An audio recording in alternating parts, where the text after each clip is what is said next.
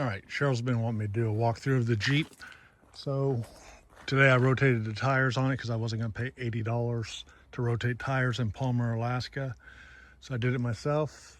Luckily, I bought enough tools to be able to do that. I brought a half-inch drive torque wrench and breaker bar. I have the Milwaukee 18-volt cordless impact wrench over there that made it a snap. And so I got that done, and while I was cleaning out the Jeep, I figured I'd do a quick walkthrough of it. I've drying out some tarps and stuff from the rain we had the last few days. We're staying at an Airbnb right now for the last couple days. Today's our last day. Here are the two cameras that we use when we take wildlife photos. They're D500s. We have added metal pockets to the front door so we can keep extra gear in it. Cords, books. Cheryl keeps track of our mileage and all that stuff and how much the fuel costs everywhere we've been. Breweries we go to. It's got a bullet mount up there for the phone. Let's see, extra cup holder for her. This is the shelf I built for the back deck after I removed the seat so we could put in this white box here for snacks and junk drawer. That's this little compartment behind there. This will lay down. We shove extra blankets. I have a full-size tripod in there. Extra propane hose, rain jackets. I got jackets up here behind this other one. And even have some pickleball paddles because everybody knows me, knows I'm not going to go too many places without a pickleball paddle. And let's see, first aid kit, pockets in the back to keep extra gear. Normally the bear spray lives there on both sides. Extra stuff on my side. I got grab handles here. Headlamps all over this Jeep. We're not gonna be without light if it ever got dark in Alaska. So we have the 7-weight fly rod inside the Jeep for salmon fishing I've been using. We both have heated vests that we keep it back there. And under here I have some extra gear, my torque wrench, an extra coat, my charger for the lithium battery, my charger for the Jeep if it had a dead battery, or my jump start battery.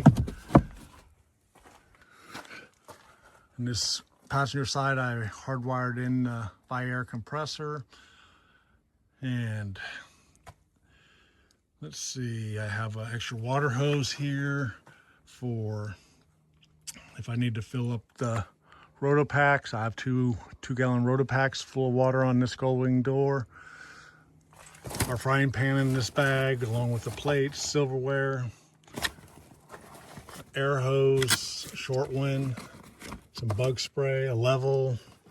These pocket doors or pocket bags came off of a camp chair that somebody tossed, so I pulled them off the chair and recycled them.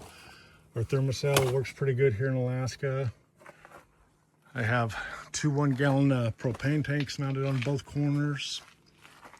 Keep our paper towels hung on the back window with some extra lights, battery operated, and then I have a light switch in here that turns on the lights for inside the canopy. And if you look up to the front, you will see all my wiring that I've done in that box down there with the red and black wire run into. That's a 300 amp lithium battery, and it's worked flawlessly. Have Starlink router up there mounted to the wall, the DC to DC charger from Victron at 1230, a couple cutoff switches, the shunt to measure what my battery levels are at. I have a 4-weight fly rod across the ceiling up there, extra gear hung under the net that I have up there, like the shower pan is laying there, the fold up one, and the pump and the water filters for filtering the water that we collect out of rivers.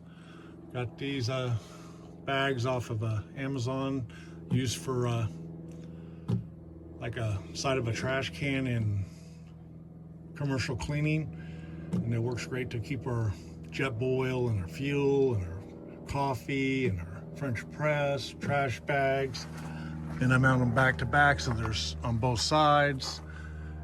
Added grommets so I could hang it up. It's got cups and paper plates and forks and napkins and more utensils here. Some sunscreen, cleaning supplies, some nippers if I need them to cut some branches. The exhaust duct up there with a saw. The exhaust duct is for the diesel fired heater. I have a 4-gallon Rotopack on the outside of this door. Another light. The best thing in this thing probably is, I mean, the best thing we brought to Alaska was probably the Starlink, just for communication and being able to look things up, because service is not that great here. If you check out our fridge, this is a Iceco dual zone refrigerator freezer, or it could be both refrigerators. It's been great. It's very efficient. I mean, I would have never imagined it could be as efficient as it is. It came with the cover here. It's pretty empty right now because we took most of our stuff inside, but as you can see, he keeps the temperature down there. It's used like 2% battery since in the last 2.5 days, and it hasn't ran at all. And the only way it gets charged is off that DC charger, and the Jeep hasn't been started, so very efficient.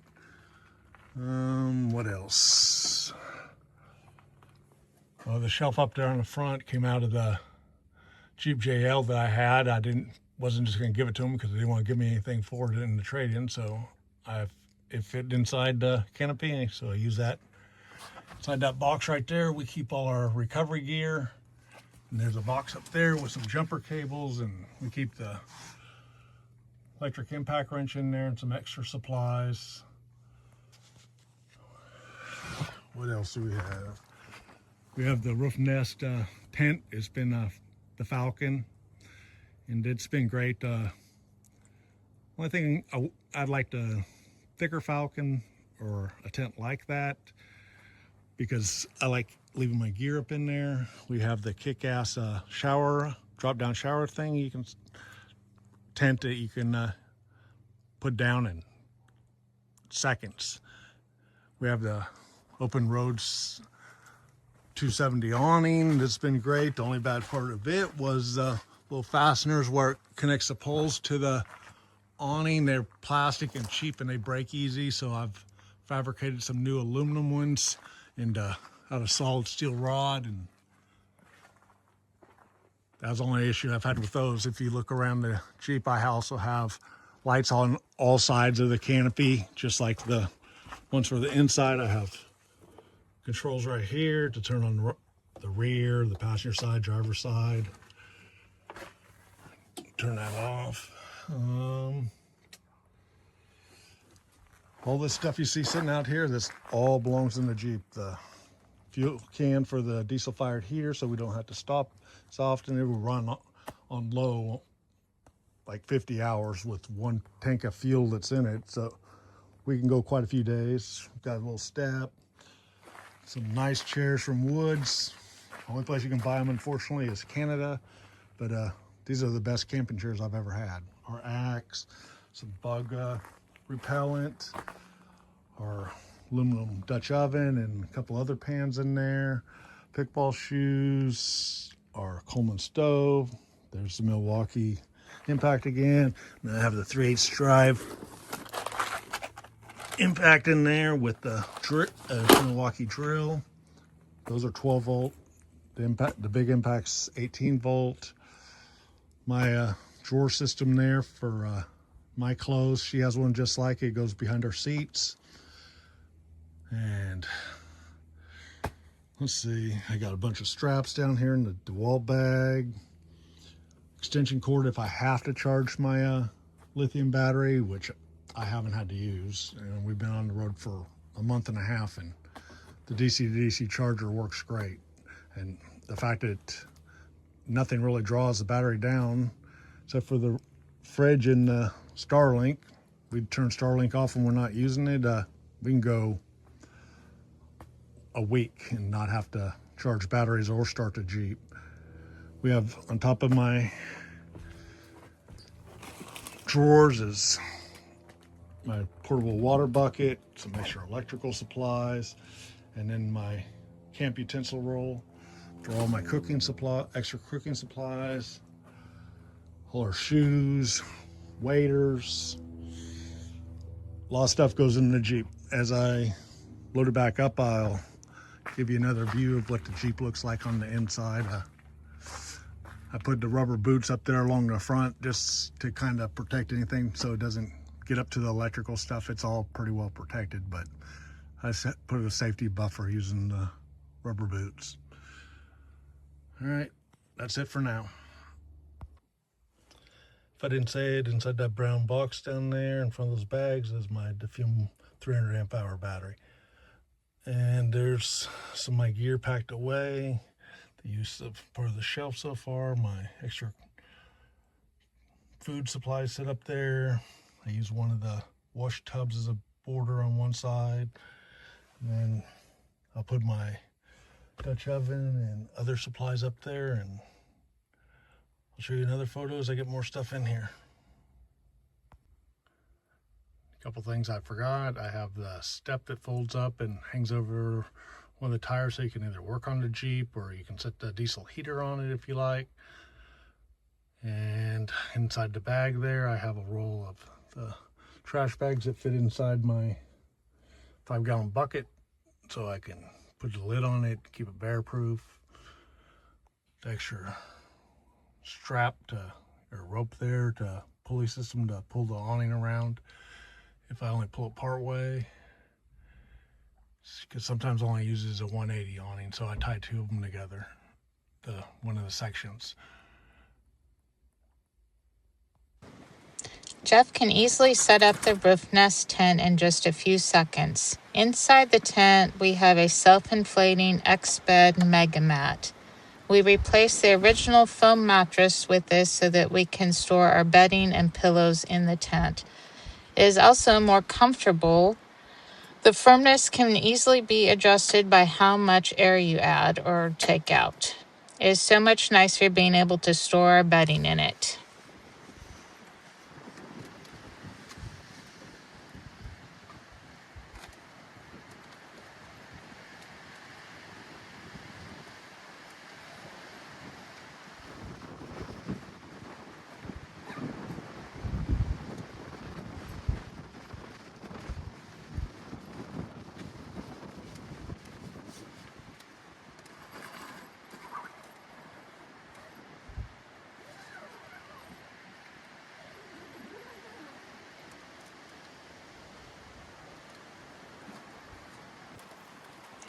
Jeff is setting up our diesel heater. You can see it under the Jeep. He can also use the step that he has that goes over the tire and set it up out there. The heater duct is then put in the side window of the tent and zipped in with the original enclosure on the window. In addition to keeping the tent warm, it helps with condensation.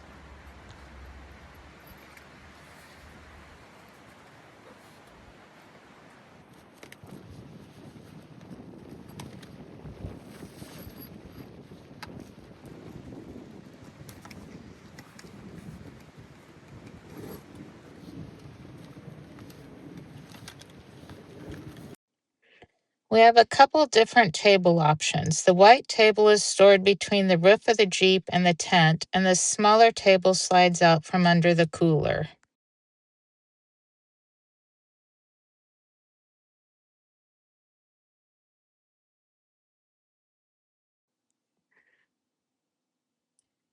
This is what the kickass shower looks like set up.